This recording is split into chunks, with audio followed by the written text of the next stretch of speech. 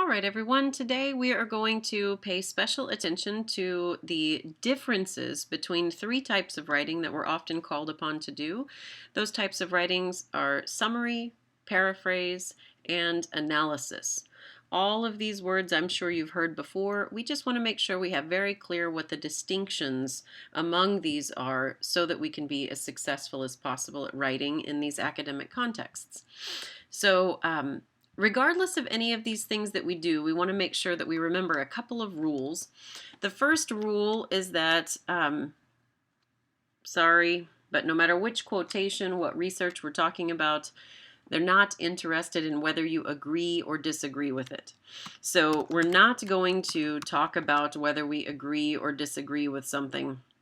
I'll even put a little slash in here so we remember that either one is not welcome.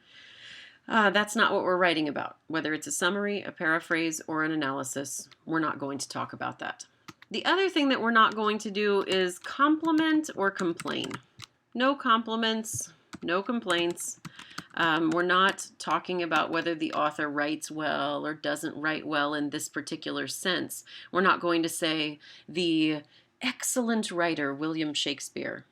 It's simply not a part of academic writing. We don't do that. So these things hold true for all of them. Now, to look more closely at the distinctions between these things, we have to read first. For all of them, we need to have a good understanding of the material that we're looking at. So I'm going to quickly read this quotation, and then we'll highlight some key words that will help us build our summary, paraphrase, and analysis in just a minute. To be a good human being is to have a kind of openness to the world, an ability to trust uncertain things beyond your own control that can lead you to be shattered in very extreme circumstances for which you were not to blame. That says something very important about the condition of the ethical life, that it is based on a trust in the uncertain and on a willingness to be exposed. It's based on being more like a plant than like a jewel, something rather fragile, but whose particular beauty is inseparable from that fragility. So we have a lot of words here. This is written by philosopher Martha Nussbaum in her book, The Fragility of Goodness. It's a good, high-quality piece of literature for a high school or entering college student. So we have openness here, and this openness must be important because we see it also in exposed here. She says we have to be willing to be exposed to the world or open to the world. And then we need to trust in uncertain things. We've got that here, and we've also, again, got it here, trust in the uncertain. And I can be shattered. That doesn't sound like much fun, so it must be important. We can be shattered for circumstances we're not to blame for. Shattered has echoes here in fragile, and fragile is also repeated again. These are good, solid keywords that I'm going to use to build my own interpretations. And then, of course, we have this absolutely beautiful simile here, where the ethical human being is supposed to be more like a plant than like a jewel. So we want to take all of these words and we want to build our own excellent summaries and paraphrases and analyses. Now, I've already written the summary in this case, not because there aren't other videos that will help you put together how to write a summary, but in this case, I needed to have them already existing so we can contrast very specific elements. So what we want to know about a summary is that a summary is a way to condense the meaning. So we're going to condense the meaning, and that means that absolutely it's going to be shorter. In some ways, that's very good news. So when I'm writing a summary or I'm asked to write a summary, I'm going to take the idea and I'm going to make it into its most compact form. So the summary that I've written here says, life is uncertain, and good human beings must be vulnerable to that uncertainty. Bad things can happen to good people. Living an ethical life means choosing that vulnerability and seeing the beauty and power in that fragility.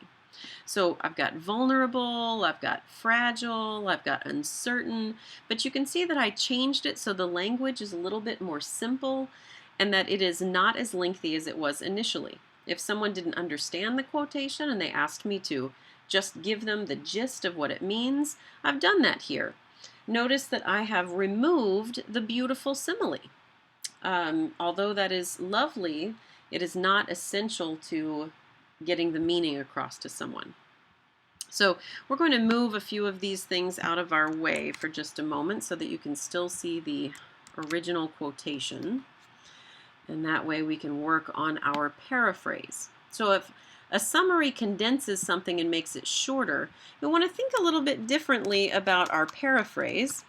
A paraphrase is actually what we call a translation. If you've ever heard anyone translate, for instance, at the UN or at some sort of other service, you know that they are supposed to say word for word what is being said. And a translation, that's exactly what it means. It should be about the same length as the original because you are putting it into your own words, but you are not leaving out anything. That includes this simile. The dangers here that I want to watch out for specifically with the paraphrase is thesaurus-itis, right? We can't just look up every word and swap it out for another word because that is not going to create a good paraphrase. You just want to restate the sentences in your own language. So here, mine says humanity, being a good, ethical human being, requires trust in a world of uncertainty. A world in which bad things happen to good people with no reason, no warning. In a world like this, ethical living means being vulnerable to this uncertainty and not backing away from life. Rather than hardening ourselves protectively into jewels, we must bend like plants in the storms of life and recognize the beauty and power of that resilient fragility. So notice I've left the simile in there, although I've changed the way that it's expressed. I've said bad things happen to good people, kind of like I did in the summary, but I've drawn that out so that I have more about being shattered or extreme circumstances because I have no warning. And all of this is built on the same basic vocabulary of the words that we highlighted, because that is absolutely essential. So this one is going to be roughly the same length. And now we're going to move on to take a look at the analysis. Now, the analysis is the lengthiest one. Don't let that scare you, but do be aware of it. That does not mean that the analysis must be longer than the original. Of course, if I'm writing an analysis of the book Huck Finn by Mark Twain, the analysis doesn't have to be longer than the novel itself. That would just be silly. But I do need to be aware that I can talk about it for significantly longer than the text itself. So an analysis gives us the opportunity to dig deeper into the text.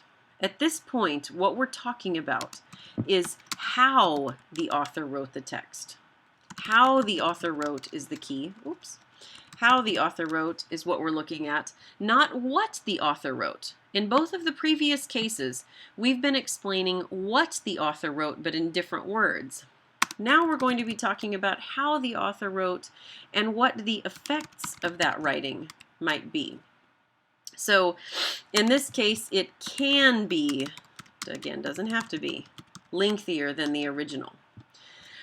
In my case, or in the case of the one that I've written today, it is lengthier. I'm going to read it to you very quickly. That's about all we have time for, but I'm going to give you the opportunity to see how that works. Let's pull this up one line here. So Nussbaum's argument on what it means to be a human being explores the subject in the lengthy sentences that one would expect from academic writing. She avoids the elevated diction that would be off-putting, though. More specifically, we might see her as talking over our heads, but instead she's careful to help her readers understand the points she's making. For example, she includes a definition in her first sentence, and I quote those words. This respect for her audience eases them into the simile that makes the last sentence so powerful. When Nussbaum compares life to a plant rather than a jewel, she's pointing out the resilience and soft but powerful force of nature in the living organism. This is contrasted with the hard but dead material of the jewel. So of course then I have one more sentence. But the key is that I'm explaining why the simile is so powerful. Now I can talk about it being powerful, I just can't say that I like it or don't like it. So I hope it's made it a little more clear the distinctions among these. Please view the longer videos on each one for more information on how to write them.